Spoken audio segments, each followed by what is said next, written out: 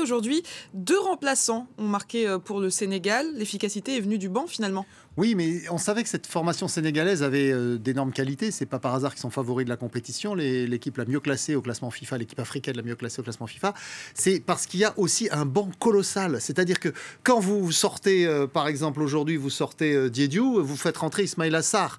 Donc il y a vraiment beaucoup de qualités devant, au milieu, derrière.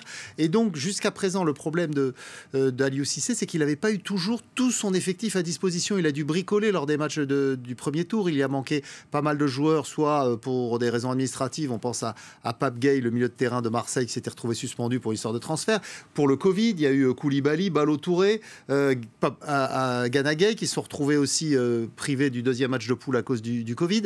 Donc, il n'a jamais pu aligner son équipe type. Là, c'est la première fois qu'il peut la reconduire après la victoire contre le Cap-Vert. Il confirme. Et surtout, dès qu'un joueur est un peu fatigué, pique un peu du nez, il fait rentrer un élément qui a pratiquement le même niveau.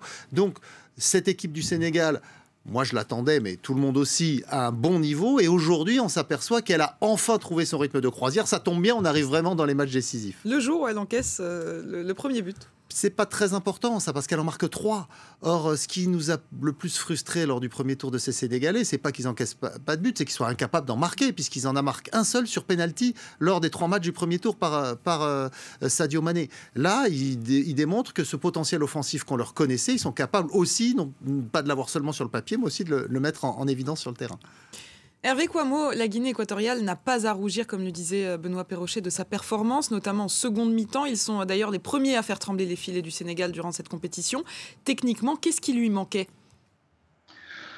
Déjà, il faut dire qu'ils ont mis fin à 2 séries, parce qu'en plus de la série sénégalaise aujourd'hui, c'est eux qui ont mis fin à la série d'invincibilité algérienne.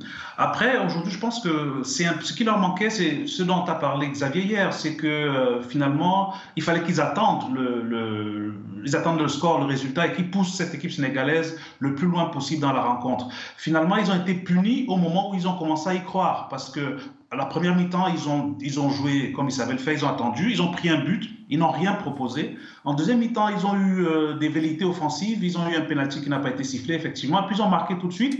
Et je pense qu'inconsciemment, ils se sont dit, on peut aller chercher un résultat, et ils ont ouvert. Mais au-delà de tout, ils ont fait quand même une performance remarquable. Ils sont sortis contre le Sénégal effectivement qui monte en puissance. 1 but, puis 2, puis 3, en demi-finale peut-être que ce sera 4. Mais c'est vrai qu'ils n'ont pas à rougir, ils ont fait une belle prestation, ils ont fait une belle Coupe d'Afrique des Nations, et c'est une équipe qui est plutôt jeune et qui a d'autres choses à prouver, à elle de maintenir sur les acquis qu'ils ont obtenus sur cette compétition pour construire d'autres. Il y a un CAN l'année prochaine et puis une autre dans 3 ans.